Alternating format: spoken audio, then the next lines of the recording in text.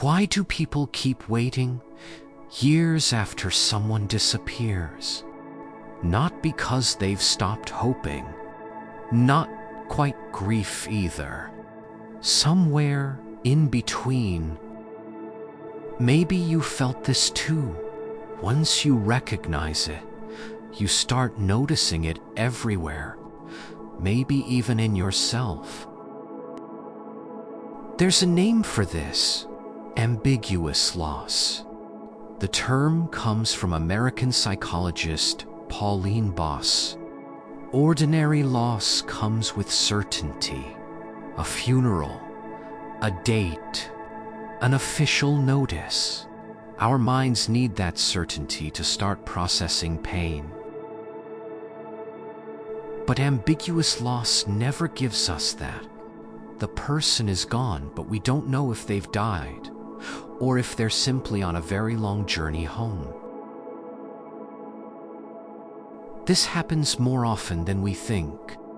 A soldier missing in war, a child who moves away and stops calling, a parent with dementia still alive, but the person they used to be is already gone.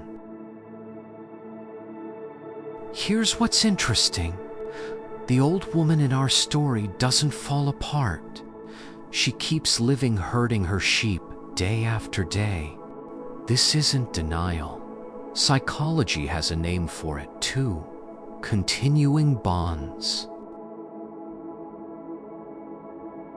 Older theories of grief from Freud, later shaped into Kubler-Ross's 5 stages, said healthy grieving means letting go, cutting the bond, moving on. But newer research says the opposite.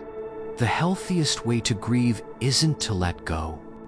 It's to keep that bond alive through symbols, through habits, through messages we keep sending, even if no one ever receives them. That's why she said, "If you meet my son in another world, tell him I forgive him." That's not naive hope.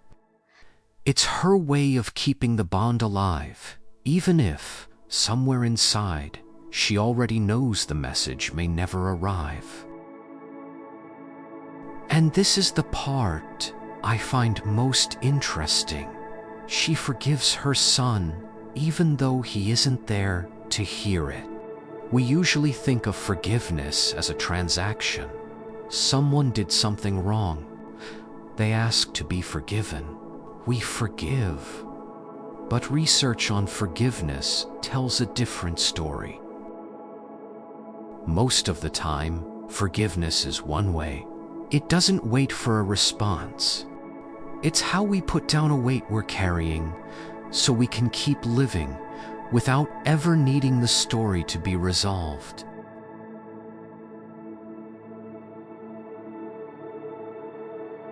Maybe that's why she can say so calmly, "I'm still herding sheep. I'm still waiting for that new seagull."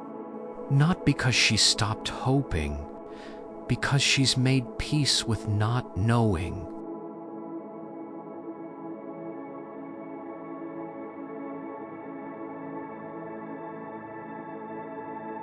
There's a small moment in the story easy to miss. The man doesn't offer a solution. He doesn't say, maybe he's happy in the city now. He doesn't comfort her with a certainty he doesn't have. He just says, "I don't know what to say." Research on trauma keeps finding the same thing. Healing rarely starts with advice. It starts with being heard, with someone willing to witness the wound without rushing to fix it. Without realizing it, the man becomes something important, not a healer, a witness. And as he walks on, west, he carries more than just a story. He carries a feeling. Maybe this has happened to you too. Someone on a train, someone in line at the store, a text message that grew longer than you expected, someone handing you a weight you never asked to carry. You don't have to fix it. You don't have to have the answer. Sometimes it's enough to simply remember. And maybe that's already enough.